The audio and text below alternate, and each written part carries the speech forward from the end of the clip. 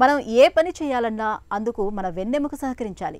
ముందుకు వంగాలన్నా, తిన్నగా నిలబడాలన్నా, కూర్చోవాలన్నా, బరువులు ఎత్తాలన్నా, ఇలా ఏ పని చేయాలన్నా మన వెన్నెముక దృఢంగా ఉండాలి. అయితే మారిన మన జీవనశైలి, అలవాట్లు, రోజువారీ భంగిమల మూలంగా ఇవాళ మన వెన్నెముకపై ఒత్తిడి పెరిగి అది రోజు రోజుకు బలహీనంగా మారుతోంది. చాలా మందిలో వెన్నులోని డిస్కులు పక్కకు జారిపోతున్నాయి. దీంతో పక్కన ఉండే నరాలపైన ఒత్తిడి పెరిగి నడుము నొప్పి అనేది ఒక పెద్ద సమస్యగా మారుతోంది. అయితే ఇలాంటప్పుడు ప్రతినిత్యం కొన్ని ప్రత్యేకమైన యోగాసనాలను సాధన చేస్తూ ఉంటే మంచి ఫలితం ఉంటుంది. వెన్నులో డిస్కులు జారడం వల్ల తలెత్తే బాధల నుంచి ఉపశమనం కలిగించే యోగాసనాలు, వాటి సాధనలో మెలకువల గురించి ఇప్పుడు తెలుసుకుందాం.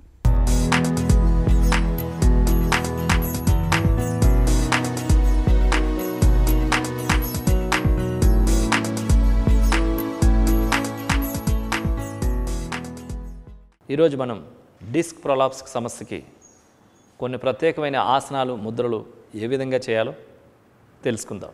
చాలామందిలో ఈ డిస్క్ ప్రొలాప్స్ సమస్య అనేటటువంటిది బాధిస్తూ ఉన్నది.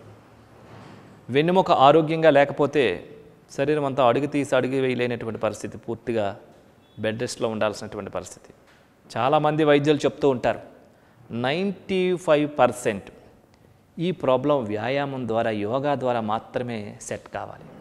ఈ డిస్క్ ప్రొలాప్స్కి అర్ధ చక్రాసనం, అర్ధ కటి చక్రాసనం, వీపు ముద్ర ఏ విధంగా చేయాలో చేసి చూద్దాం. అర్ధ చక్రాసనం, అర్ధ కటి చక్రాసనం ఏ విధంగా చేయాలో ఇప్పుడు చేసి చూద్దాం. ఈ అర్ధ కటి చక్రాసనం, అర్ధ చక్రాసనం నిలబడి చేసేటటువంటి ఆసనాలు.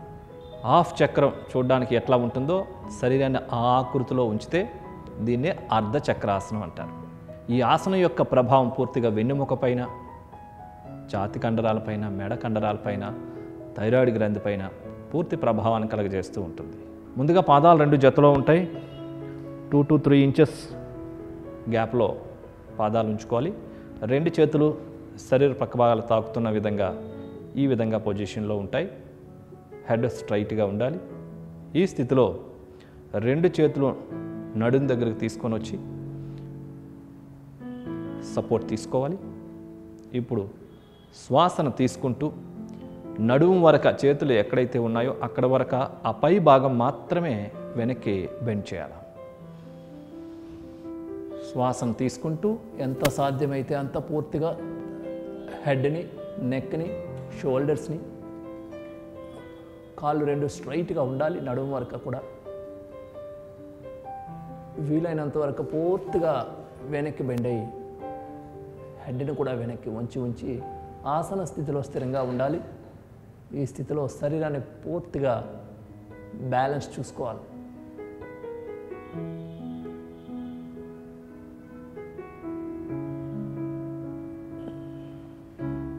ఇప్పుడు నిదానంగా యథాస్థానానికి రావాలి.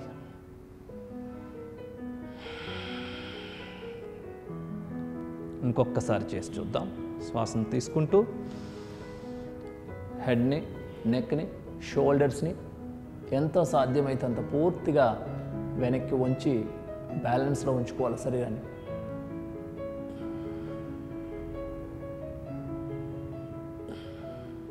ఇప్పుడు మరలా యథాస్థానానికి రావాలి. ఈ ఆసనం వెన్నెముక పైన పూర్తి ప్రభావాన్ని కలగజేస్తూ ఉంటుంది. చేతులు రిలీజ్ చేసి శరీరానికి ఇరుప్రక్కల తాకించి ఉంచే విధంగా ఉంచుకోవాలి. అర్ధ కటి చక్ర ఆసనం. అర్ధ అంటే సగము, కటి అంటే నడుము, చక్రాసనం. ఈ సైడ్ వైపు నుంచి చూడడానికి ఇది కూడా చక్రాకృతిని పోలి ఉంటుంది. ఈ ఆసనం యొక్క పూర్తి ప్రభావం వెన్నెముక డిస్కుల పైన, నడుము పైన ప్రభావాన్ని కలుగజేస్తుంది. ఈ ఆసనాన్ని ముందుగా ఎడమ చేతితో చేద్దాం. 2 చేతులు శరీర పక్క భాగాలకు ఇరువైపులా ఉంటాయి. ముందుగా ఎడమ చేతిని సైడ్ వైపు రేజ్ చేస్తూ ఈ షోల్డర్ హైట్కి వచ్చిన తర్వాత లెఫ్ట్ హ్యాండ్ని అరిచేతిని ఆకాశం వైపు తిప్పి పూర్తిగా శ్వాసను తీసుకోవాలి. శ్వాసను తీసుకుంటూ ఎడమ చెవికి తాకించాలి. ఇప్పుడు శ్వాసను విడిచిపెడుతూ నిదానంగా రైట్ సైడ్ బెండ్ అవ్వాలి. పక్కకు మాత్రమే బెండ్ అవ్వాలి. కుడి చెయ్యి కుడికాలను తాకుతూ పూర్తిగా సైడ్కి కిందకి వెళ్తూ ఉన్నట్టుగా ఉంటుంది. ఎడమ చెయ్యి స్ట్రైట్గా ఉంటుంది. బెండ్ అవ్వకూడదు. ఎడమ అరిచేయి నేలకు చూస్తున్న విధంగా ఉంటుంది. కాలు బెండ్ అవ్వకూడదు. లెఫ్ట్ లెగ్ స్ట్రైట్గా ఉంటుంది, రైట్ లెగ్ స్ట్రైట్గా ఉంటుంది. శరీరాన్ని ఆసన భంగిమలో స్థిరంగా ఉంచాలి. ఇప్పుడు నిదానంగా మరలా యథాస్థానానికి రావాలి. శ్వాసను తీసుకుంటూ శ్వాసను విడిచిపెడుతూ లెఫ్ట్ హ్యాండ్ రిలీజ్ చేసి యథాస్థానానికి తీసుకొని రావాలి.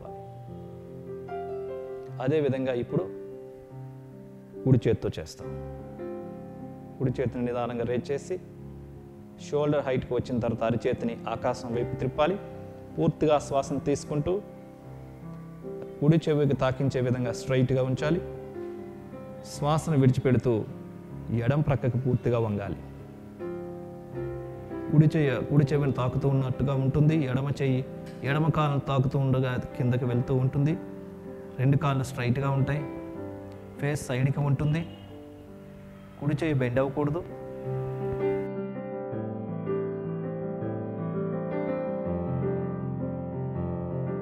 నిదానంగా యథాస్థానానికి రావాలి. శ్వాస తీసుకుంటూ శ్వాసను విడిచిపెడుతూ కుడి చెయ్యిని యథాస్థానానికి తీసుకొని రావాలి. ఇప్పుడు వీపు ముద్ర, ఇది కూర్చొని ఏ విధంగా చేయాలో చేసి చూద్దాం.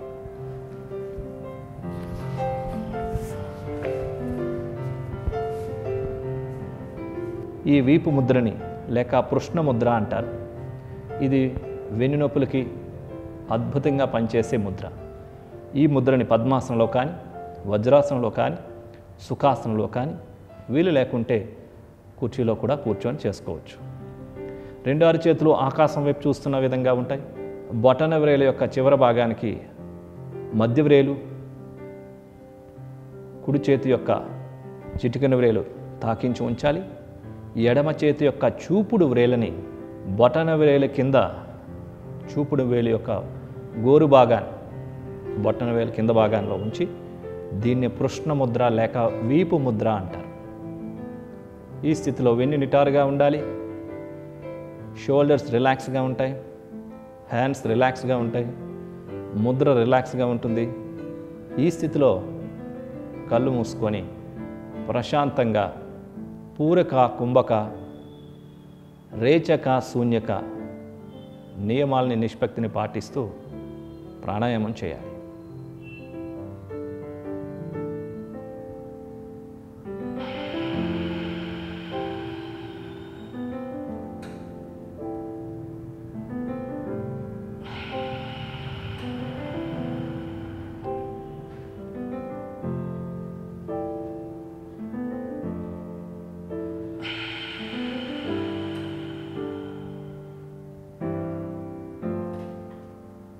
శ్వాసను విడిచిపెట్టిన తర్వాత ఆపాలి.